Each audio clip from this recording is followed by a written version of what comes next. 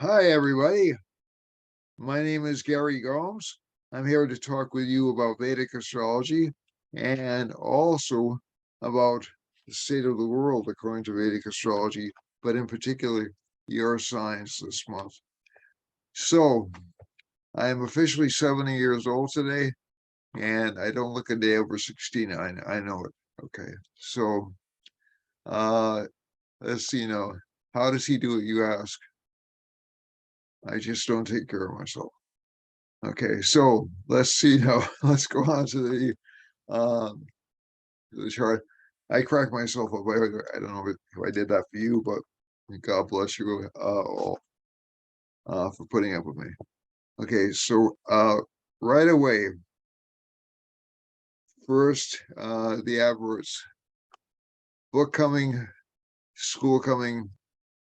I've had quite a few years in Vedic astrology, 32 plus years. Everybody knows that already. I'm not going to kill you with all the gory details and my resume.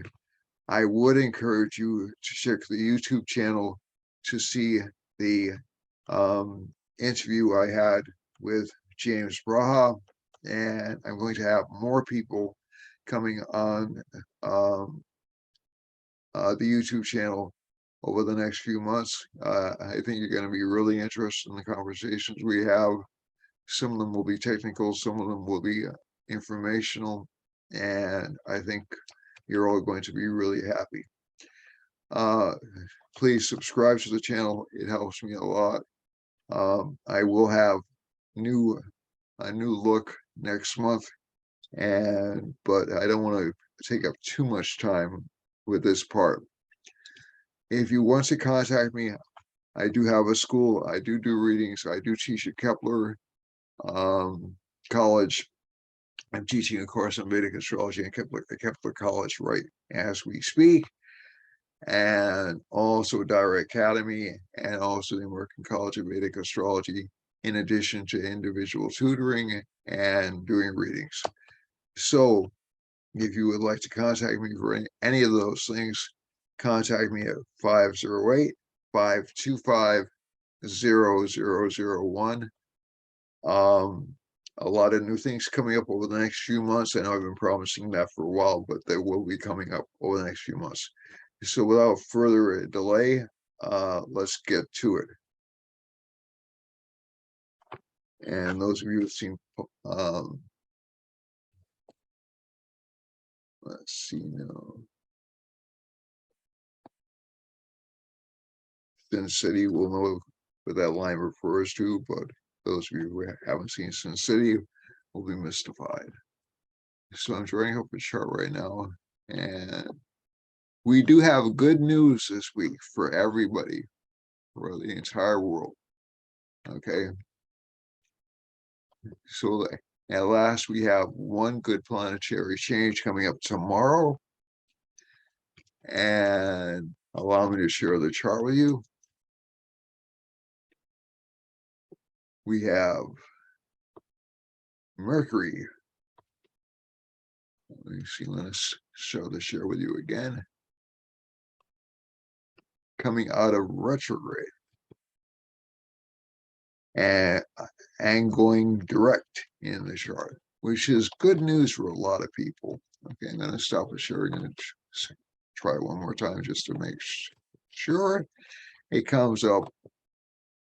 Okay, so Mercury retrograde. This Mercury retrograde has not, well, it kind of depends on how you look at it. The chart itself, I'm just going to give you like a brief overview of the chart that we're looking at right now. Right now, the moon is in Scorpio, which is not a good placement. So right now it's kind of a pessimistic time for everybody. As a matter of fact, since the new moon started last week, the beginning of last week, a lot of people have been depressed or pessimistic and a little bit afraid and uncertain. A lot of that has to do with the new moon coming on the conjunction of Venus being very weak. It's in a debilitation sign. It'll be in that debilitation sign for about another 3 weeks. So our optimism about romance and interpersonal relationships and things like that will not be so good. And what Mercury retrograde does is it turns communications bad. So there have been a lot of what I've seen, electrical failures, communicational failures, and just delays in getting things done. So that Mercury retrograde has been sort of like a fly in the ointment. Also, we've had the added complexity of Saturn aspecting Jupiter in the chart. So I'll explain what that means for the world in a few minutes, but this is just in terms of your individual charts. So I'm going to start with the individual charts, then go to the world map. So I'm going to switch around the sequence at the suggestion of one of my subscribers, and so it'll be about you first, the world later. Okay, and so that combination of Sun, Venus, Mercury, you'll notice, I don't know if you can see the degrees from your TV set or your computer, but Venus is at 8 degrees, 42 minutes. Sun's at 14 degrees, 15 minutes. That's what they call in Indian astrology combustion. And combustion is usually good for like high intelligence combinations, but it's usually not good for communicators or not good for communications or for electronics or for mechanical devices. Saturn is retrograde, still aspected by Jupiter, and or still aspecting Jupiter, excuse me, and Jupiter is retrograde. So that means even when you think things are fixed, basically, when you think things are resolved, you're unhappy. You're either number one, unhappy with the results, or number two, they need to go back and get fixed again. So I think that Mercury retrograde going direct, as I said, October 2nd, Mercury will go direct. People will feel a lot more clarity about their actions. Mars it's really close to Leo again, so it's really close to being almost fully aspected by Mars. We were talking about it's within a 5 degree, it's in a 5 degree trine to Mars. So that makes people a little bit aggravated, a little bit angry, a little bit upset anyway. Not as badly as they were last week, but certainly aggressive. And Saturn is also casting kind of an aspect on this combination over here. So that makes us a little bit pessimistic. Today is sort of a little bit of a different day.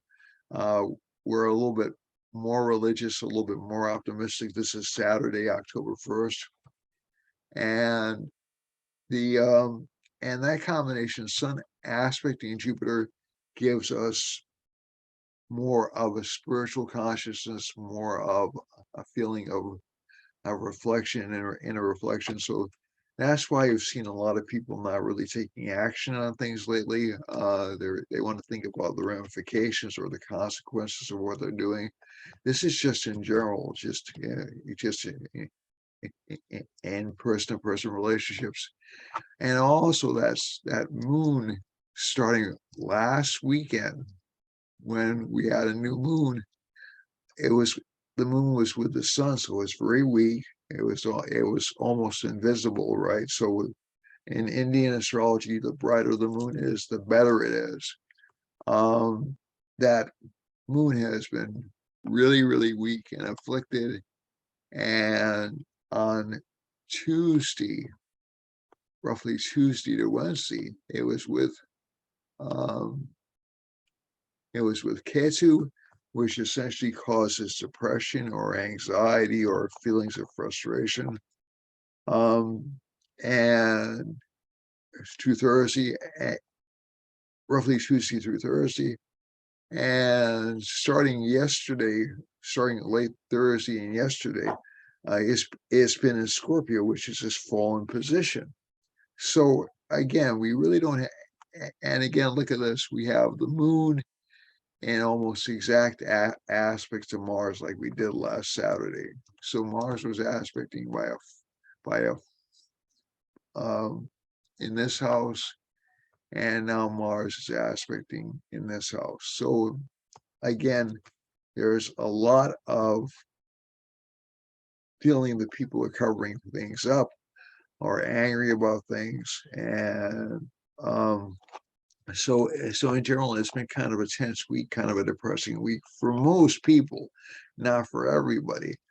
And that depends on what planetary period you're in, what other situations you're in. So when I'm talking about these combinations, it's really more a combination. It's going to vary depending on how you feel personally, which major planetary period that you're in right now. If you're in a really great planetary period, it's really going to seem just like a small bump in the road. If you're in a really difficult one, it's going to seem really, really tough. So, and it depends on what you're trying to do. If you're trying to engage in a self-reflection activity, you don't have a lot to do. It feels actually like a little bit of pressure has been taken off you, to be honest with you, because you don't have to act, you don't have to do anything. If you're trying to make a lot of money or you're trying to promote yourself, it's a lot tougher. Okay. So this combination, this Mercury retrograde, which tends to be the retrograde that most people, if you go out in the street, most people will know that about astrology. Oh, it's either a full moon or Mercury retrograde. The other retrogrades have a more lasting effect.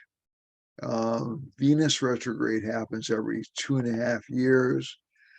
Mars retrograde happens every 6 to 9 months or so. It's a little bit erratic.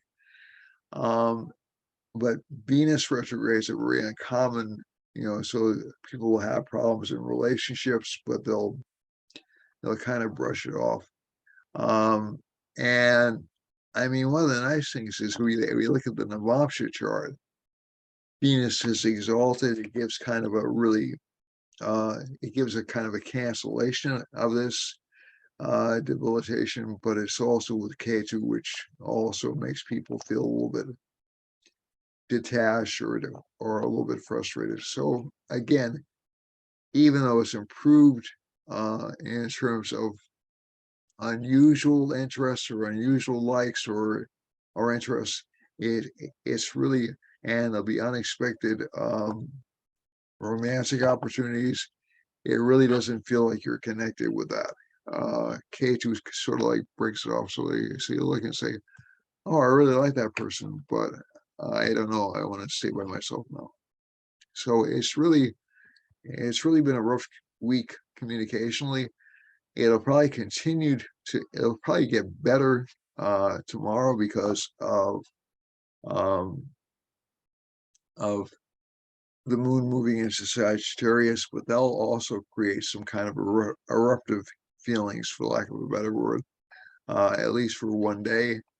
And then by the middle of next week, again, we'll hit kind of another period where we'll be working very hard. And then towards the end of next week, we'll feel a little bit more optimistic.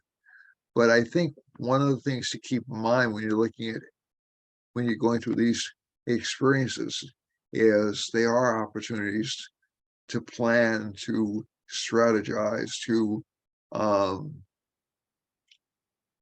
you still have to work, right? You can't quit work because there are bad planetary combinations, but helping to understand what's going on, you can look at something and say, put a lot of effort into a project, make sure you double check it, and also expect some people to come back with some helpful edits later on, so you don't feel like you've been putting in work for nothing. You've been putting work in. Whenever you put work in, it's a good thing. It'll always be returned to you. Effort will always be rewarded with some kind of an action. But during this time, it's a little bit frustrating. Okay. Now, let's look at the individual signs for this week. and we'll try to cover those in about by the half-hour mark, or a little bit after that. All right. So basically, Aries. We're going to start with Aries again, our old friend Aries, and Rahu's in the first house. So again, we saw disruption. Um, so we'll see a lot of questioning of authority going on, pretty much for this sign. This sign will be focused more on financial success, more on financial growth. But home life will seem to be really, its desires will be a little bit, it will feel a little bit weird. It'll feel like it has obstacles to its desires, and it will also feel just a little bit depressed and a little bit, it's going to be much more research oriented this week than it normally is. Okay. And kind of angry that it has to do more work. Saturn is retrograde in the 10th house, so that will give this sign much more work to do. Jupiter's in the 12th house, so it will require this sign to actually travel or look to other locations for answers. To essentially, Aries likes to give advice. It likes to tell people what to do. It can do that, but it will also have to be aware that a lot of people won't really pay that much attention to it this week. For Taurus, Taurus has Rahu in the 12th house. So again, a lot of money spent on personal appearance, physical activities, and also beautification that shows up consistently. Relationship life is a little bit trouble for Taurus this week because of that moon in the 7th house, and also because of Venus being in the 6th house. Oh, excuse me, in the 5th house. And this will give romantic involvements, but they'll be unsuitable, or the communication pattern will be a bit flawed. Okay, so relationship life, I would take a breather if I were Taurus. I would also try to focus. This sign is going to be very critical of its appearance this month. Just be aware of that, and don't be too hard on yourselves. The other things to keep in mind, 1, 2, 3, 4, 5, 6. Again, susceptible to illnesses or infections. Doesn't necessarily mean you get COVID. Moon is in the 7th house and Saturn in the 9th house. So bosses are very difficult to please. It's a consistent pattern. And finances, although they come in, they'll be committed to other things almost right away. So the Lord of the 1st and the 12th, the Lord of the 12th and the 1st, excuse me, tends to give a lot of expenditures on the person themselves. Okay, so that's not necessarily a bad thing, but be careful of what you spend money on, but it's not wasteful. For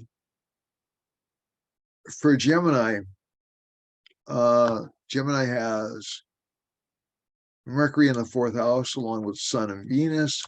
I think this particular combination is going to be good for financial growth for the sign. It'll give it some luck, some unexpected financial luck. But again, it won't be quite what the sign wants. It'll want more. It'll want more career success, and it will get more career success, but it still won't feel happy or satisfied. And K2's in the 5th house in terms of communications with children. It'll be a little bit difficult, and also in terms of communication. Also in terms of luck or getting credit for past work, that'll be a little bit lacking. The person will feel like they have to put a lot of effort in to get what they want, but they will actually do pretty well.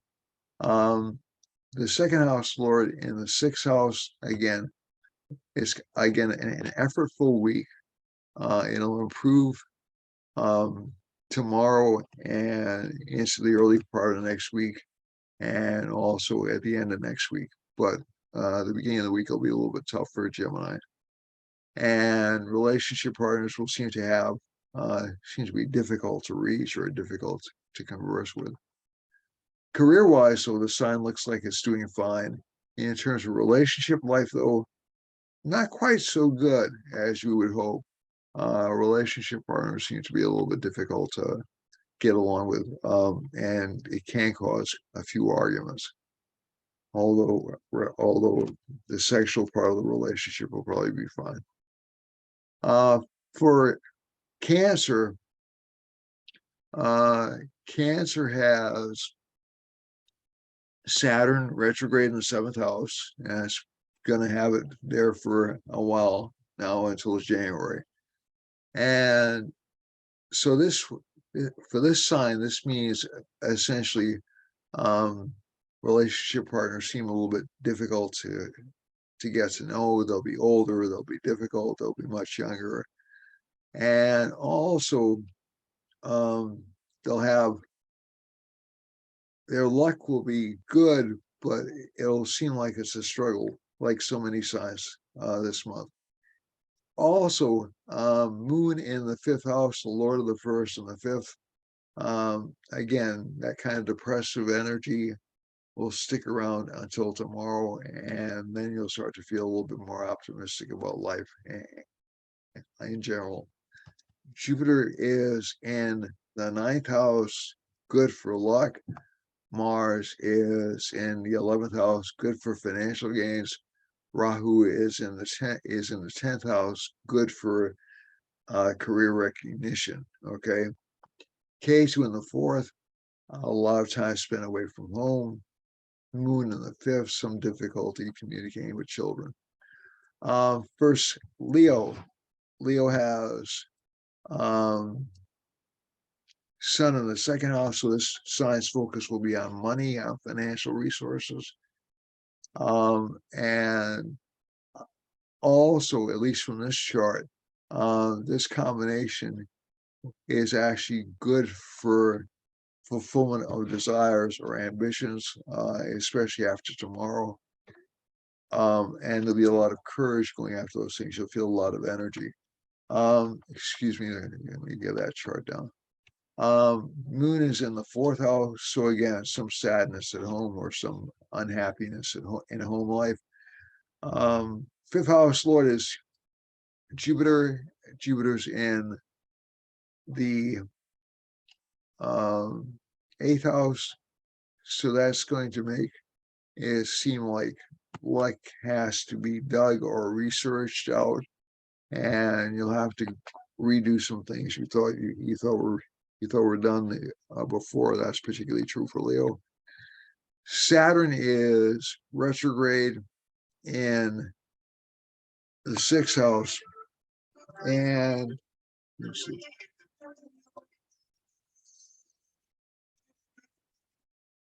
Yeah. Yes. Yes, Jeannie. Hello. Yes, Jeannie. Okay, hold on.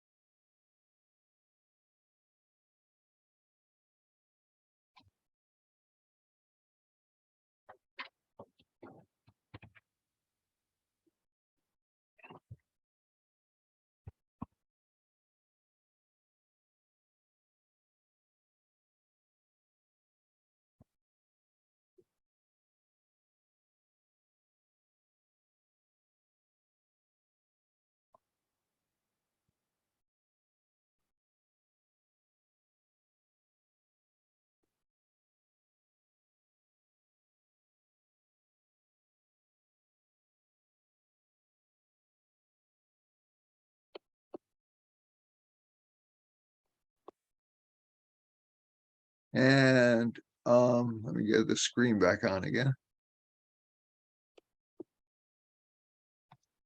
Sorry, folks.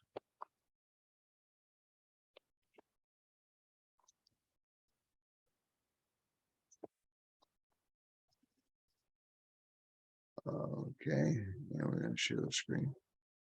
So we were in the middle of Leo.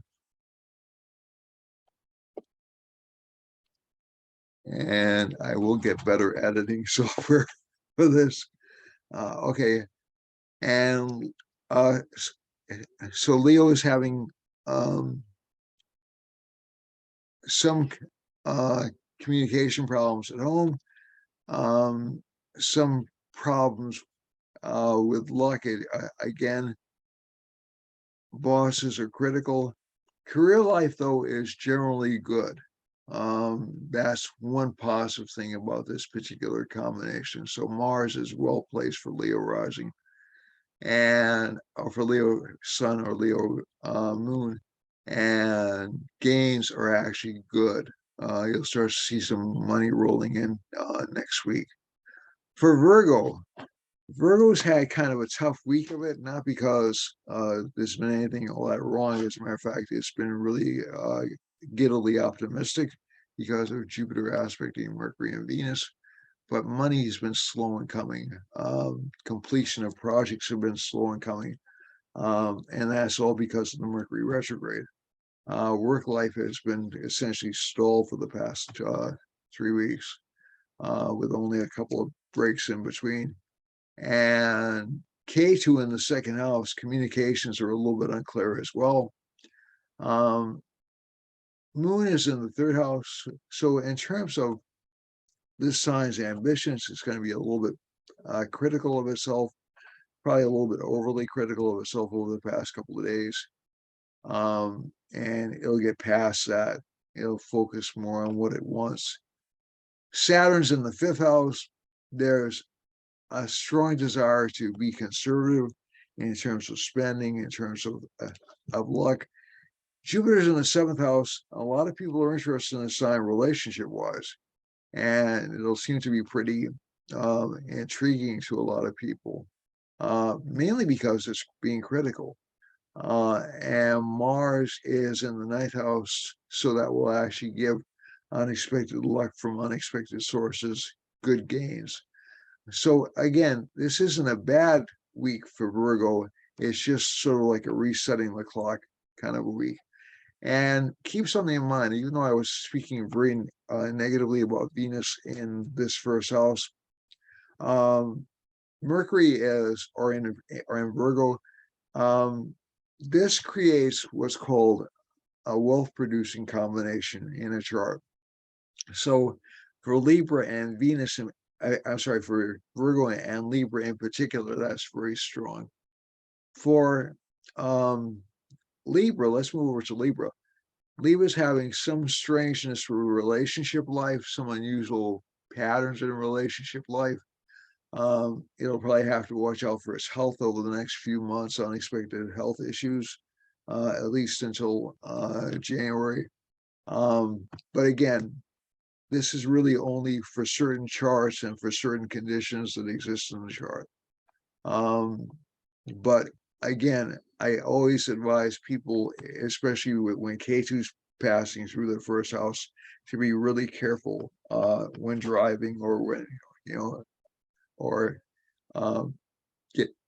getting caught in accidents. It's really easy to misstep or misjudge when K2 in this sign can make a person a little bit spacey or a little bit unrealistic. So you have to be really careful, and makes relationship partners a little bit difficult to deal with too, because Rahu's in the seventh. Moon in the second house, again, a little bit of pessimism about financial progress, but again, that'll pass. That's really not a long-standing thing. Plus, that the worst of that period happened a couple of days ago, so that's really not even a matter anymore. Saturn is in the fourth house, so there's again some delays in terms of educational projects, home-based projects, and Jupiter's in the sixth house. So enemies are really easily conquered or easily defeated. It's not really a bad combination to have Jupiter in its own sign in the sixth house. Mars in the eighth, relationship partners can be a little bit difficult to deal with. This is very similar to what Gemini is experiencing. So the relationship life will seem to be very, they'll seem to not be able to do what they want to do, or relationship partners will kind of victimize them a little bit. And so especially for Libras and Gemini, stay out of new relationships this month. I mean, at least over the next, I would say over the next 3 months. If you want to date or you want to see somebody informally, that's fine, but nothing serious. The other thing is, overall luck looks good for this sign, especially after tomorrow.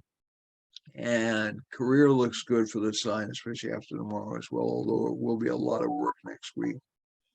The other thing, so that's it for Libra. For Scorpio, Scorpio has the moon in the first house. And I think whenever you see this, a lot of people look at Moon and Scorpio and go, "Oh my God, that's horrible! I can't. This is a really bad placement." And it is, but it also makes this person smarter, more suspicious of other people. So the Moon and Mars opposition cancels out that debilitation to a certain extent. So they have what are called cancellations of debilitation in Indian astrology. And this particular moon sign has that cancellation. Mars is aspecting Moon. That's good. But again, it'll still make people feel like they're fighting a lot of battles in relationships. And again, for this sign, again, until early next year, relationships probably not a good idea. Or new formal relationships probably not a good idea. Again, nobody's saying you should be a monk. Nobody's saying you or a nun, but just be very cautious in pursuing new relationships. Sagittarius is, and again, know what you're getting. If you're, it's just to talk about relationships for a second. If a person shows signs of being manipulative or narcissistic, be very alert, because you'll tend to attract these people. If they don't show those signs, then you're in luck. It's not. It doesn't necessarily mean every person you meet is going to be an evil person. But during periods like this, for Scorpio, Libra, Gemini, and to a certain extent Aries, they'll be exposed to, and to a certain extent Aquarius, they'll be exposed to people who are a little bit, they'll seem like they're what you want, but they'll also show signs that they're a little bit off center. You should pay attention to those signs. Okay. If they don't show those signs, great. You lucked out. Saturn is, so for Sagittarius, Saturn's in the second house as a good sign place. Also for, I didn't finish on Scorpio. Scorpio has generally good luck, good work ethic, strong ability to overcome enemies, and good financial gain. So except for relationship life, it's in pretty good shape. Sagittarius has Saturn in the second house and Jupiter in the fourth house. Had that placement for the past few months. It does give you a chance to restart with money and restart with education, though. But give it a couple of months before you start a program. And also in terms of career, it gives you a chance to reboot your career, especially next week. The other thing is Mars is in the sixth house, so stay out of any kind of workplace melodrama. Rahu's in the 5th house. You'll feel a little bit impatient with people. That's understandable because actually this month you'll be a little bit smarter, but you won't be able to use it. And let's see now. Finally, Sun, K2 in the 11th house. Be a little bit leery about trusting friends too much over the next year or so. Moon is in the 12th house. Good for financial growth, good for actually for avoiding losses. For Capricorn, Capricorn has Saturn in the 1st house. Again, this position makes it a really strong authority figure, but it doesn't seem to know where it's going. It doesn't seem to know where it should put its money, so to speak. It's probably a good idea to stay out of investments or to stay out of new business ventures for another couple of months. And with Jupiter, it's not sure what will make it happy, and it's probably a good idea to curtail investments or desires for the next the next month or so. Rahu's in the 4th house. Home life will be a little bit disturbed. K2's in the 10th house. Career life will seem a little bit boring or a little bit predictable or a little bit stuck in one place. And finally, for Sun, Mercury, and Venus in the 9th house, actually, it's a good luck combination. As long as you're critical about your investments, as long as you're critical about, as long as you examine your investments, examine your bosses or your supervisor's motivations, examine what you want carefully, okay? It should actually be a relatively lucky period for you, but again, like I said, just try to guard against being too bored and also taking people for granted. Okay. For Aquarius, Jupiter's in the 2nd house, Saturn's in the 12th house, so money will come in, money will go out. That's kind of the pattern here. Rahu's in the 3rd house. That's not a bad placement. Essentially, the person wants a lot of things. They want to be in charge of a lot of things. Mars is in the 4th. It'll cause some arguments in education and some arguments in home life. And let's see, 8th house has Sun, Venus, Mercury. The Sun will seem very attractive to other people. It will seem like it knows what's going on. It does a lot of research. But again, it won't be happy with what it sees. K2's in the 9th, critical bosses and supervisors. Moon is in the 10th. There'll be some shift or change in work or orientation in work over the coming week. And finally, getting into Saturn in the 12th house. Again, some expenses connected with yourself, okay?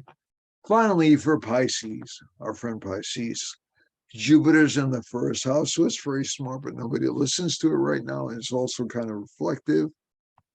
Relationships, it'll attract nice and good-looking relationship partners, but partners that probably won't make them too happy in the long run. So they should probably wait for a couple of months before getting involved in relationships. But they can date, they can check out the terrain and see what's going on. There's nothing to stop a person from going out and socializing, but it's not a time to make a commitment.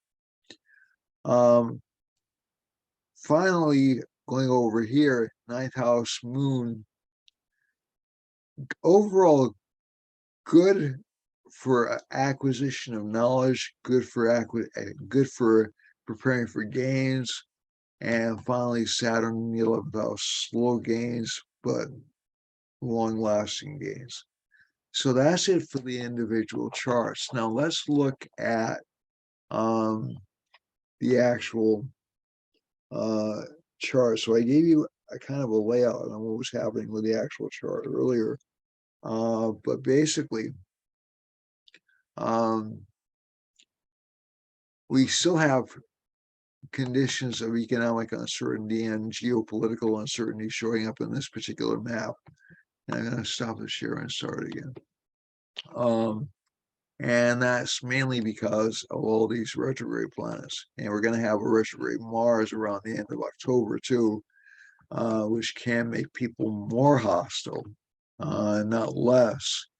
But there's also some hope that around the end of October, things will calm down a little bit and people will start to get a little bit less angry and anxious. But if I'm looking at things, so this Jupiter, we just had an enormous hurricane. We're having an enormous hurricane right now, Hurricane Ian, in southeastern United States. And that's that Sun, Venus, Jupiter mutual aspect. And we're hearing about it a lot in the news. The moon is in a debilitated sign. We have a lot of activity in what are called water signs or water sign rulers. So the moon, Jupiter, and let me just see now. There's another one, and Mars are water sign rulers. So those are kind of in opposition to each other or being amped up like crazy right now. And Venus and Jupiter are watery planets. Anyway, Venus actually brings rain. So this Jupiter-Venus aspect brings a lot of rain. Okay, like too much rain. So essentially Jupiter's like Jupiter in Pisces is like a fountain without the ability to turn the spigot off. And so we're probably going to see more of that over the next few months. Venus and Jupiter are almost exactly opposing each other. Okay, you see right now. So we have a lot of exact oppositions today, or almost exact oppositions today. And that usually gives big events. So let's go over here to the astro.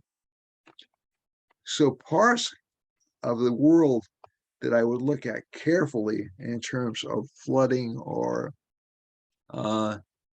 ecological problems would be Alaska, the Aleutian Islands off Alaska, the Hawaiian Islands, Western Canada up around here, and also some communications issues up around this part of Alaska. I think that's, I want to say that's Anchorage, I'm not sure. And down here, over here, the sun is hitting or is close to the West Coast. So you're going to see some problems with leadership or some switching of leadership over the next couple of months on the West Coast. And in the middle of the country, right here, there's a Rahu line and a Saturn line intersecting right around Oklahoma, Texas, Missouri. Okay, so I think, and Louisiana. So I think this is due for some big scandals, some big disruptions in this general part of the country, but especially around here. And that could be more towards the end of the month because of the eclipse coming around October 25th. The other thing to keep in mind is you have that Saturn line. This can give an economic recession combination right here. And so this goes up through Michigan, all the way down through Texas, down to Mexico. So that's not good. The other combination we want to look at here, well, we can see there are any lines close to Washington, D.C. There are none except for Venus and Mercury line. And essentially, what happens when Venus is debilitated is that people will be caught lying, basically. Venus as a planet is connected, so is Jupiter, but Jupiter's more the orthodox truth. Venus is quote unquote, the actual facts.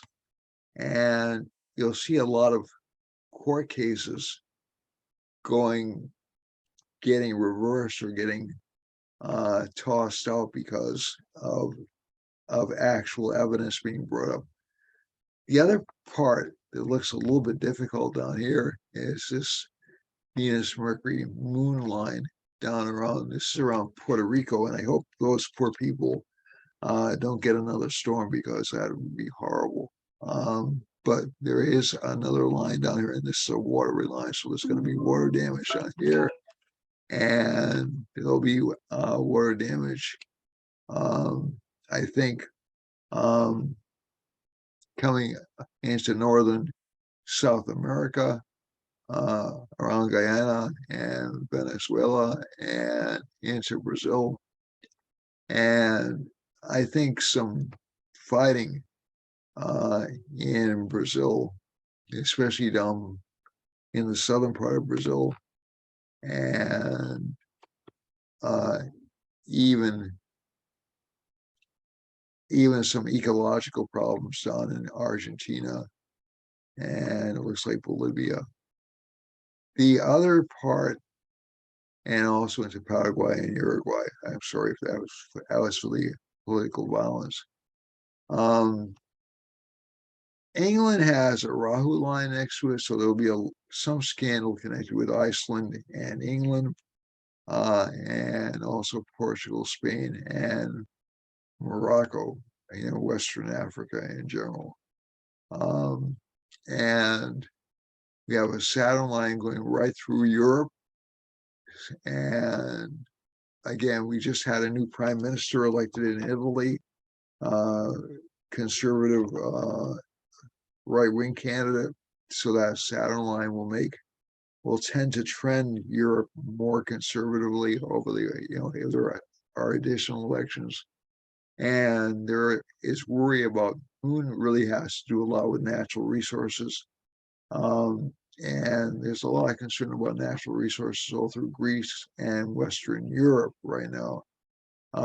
Turkey has a Mars line running through it right now, right next to Istanbul. Although there's some potential for earthquakes in Istanbul, it's on an earthquake plate. Wow, sorry about that.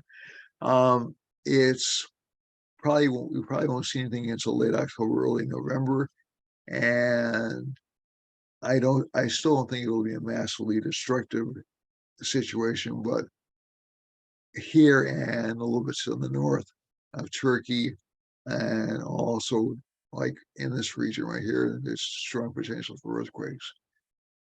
Strong potential for political violence down here in Turkey as well, and down through the Arab, down through Arabia, down into Sudan, down into Egypt, down into Ethiopia. Okay, so that part of the world, it looks like it's going to be in kind of a turmoil. Also, some flooding potential down here. There's a Rahu line running right next to Iran, right through Pakistan and Afghanistan, and those two countries, as we know, are facing shortages, food shortages, and natural catastrophes. India is clear of that, although there is some concern that the economy is slowing in Eastern India, and also in Russia. I haven't spoken about the war yet in Ukraine. That's still going to keep up, and this anxiety caused by this debilitated moon is going to persist throughout the week. So I don't expect that to go away, because essentially this is close to where the Ukraine is, and we did have Russia annex 2 parts of the Ukraine. So that'll cause some problems, especially next month when the Sun and K2 are in conjunction. So that's one of the things we can see in the eclipse. You'll see a large As a matter of fact, some people think we're already experiencing the October 25th, November 6th eclipses, and I don't think they're far wrong, because I can feel a lot of panic building around the world. And I think that that anxiety, the firecracker, if it goes off, will go off between October 25th and November 6th. But I'm optimistic that it won't go off. It's just, or it'll be a local conflict and we won't see nuclear weapons involved. If we're looking at nuclear weapons, we want to look at planets like Uranus and Neptune and maybe Rahu. So that Rahu line, it's a Rahu line. It's no Rahu line over here. So, but it is over here. So again, that threat, that panic is kind of strong right now. Okay. But getting back to Russia is dominated by Saturn right now, so its economy is really doing badly. Parts of India, the economy is doing badly. Part of it is optimistic. And finally, we have Moon and Mercury lines coming through here. And this will give increased anxiety about the economy, about economic uncertainty. A lot of that stuff will start to lift a little bit over the next 3 weeks. You'll see some changes. And especially when Venus moves into Libra, you'll see some rough stabilization of trade. But the fall months are going to seem very uncertain for most people, especially through mid-November. So this is just kind of a high alert. We won't see a lot of stability return or final stability return until I think early next year. But it, but essentially, it'll feel most unstable around late October through mid-November. Finally, the moon, and so Jupiter's over right next to Japan, right next to the Philippines, and right over Australia. So Australia's dealing with things okay. The Venus Mercury lines in Western Australia. So there's some worry about domestic problems in Western Australia.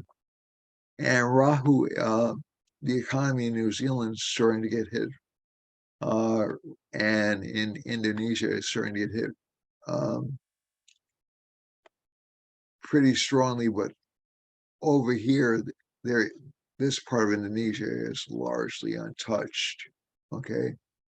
So that's Java. Java looks okay, and so does Borneo. And I'm sorry, so do the Philippines. Excuse me, not Borneo. The Philippines and South Korea and probably North Korea. They look all right now. Rahu is, though it's threatening the eastern Philippines, and Saturn is, and there's a Rahu. New Zealand is between Rahu and Saturn line. So that, again, that could give increasing anxiety over economic issues. So that's it for this week. I have to run a little bit early because I have some people waiting for me. But if you could please subscribe, I'd really appreciate it. Let me know whether or not you liked the new format. It was suggested by some people who have been looking at the show, and I want to know if you like it. I want to know if you want to make other changes. Also, if you're an astrologer or just an interested person interested in meditation or spirituality in general, if you'd like to appear on my YouTube channel, please let me know. I'd be happy to have you. Or if you're promoting a book or something like that, it's my pleasure. Okay, so please, it was a lot of fun talking with James. James and I have known each other for a long time, and that was a lot of fun for me. So I hope it was for you too if you saw it. But you can't do that, see that on TV. You have to go to the YouTube channel. Okay. Thanks a lot, folks. I'll see you next week. Namaste and have a wonderful week. And I love you all. Thank you very much for your time and patience and perseverance while I have to go through a domestic issue. Okay. Bye-bye, everyone.